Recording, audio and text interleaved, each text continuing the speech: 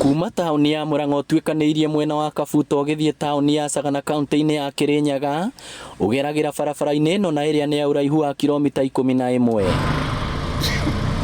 Ni barabara ituikite gitango kuri matereba hamwe na athii a maguru kumana na marima manene maria menjirwo ni mwene kandarathi uria wahetwo wira wa kumiaka no indi aramitiganirie tarikite. Barabara ino ina gathina tondu ni yatigirwo potholes matemire marima magitigania uguo na ako ni mai ona drainage matiekirite ona kwaramia ndirona ta maramirio ya kwagirire akomeretwo ni kwaramia. Aria maikaraga na makite hakuhi na barabara ino no matariirio uria matekereirwo karabati cia kuingira micii-ini yao na uria mahiu mao makoretwo makiguthwo ni ngari cikiurira marima na iraguthwo ni ngari na wona aguthwo igwe yaga pagigi ucio gathira ukamikora barabara ugithi kumira ugakora ni yaku na ni thiu. Entrances matia consider kuringa mundu aina ngari kurituraga onja iraraga nja. Gitumi kia mwene kandarathi uyu kumitiganiria gitiuikaine na riu muingi uroria thirikari ingirire na itigirire ni yakona mituki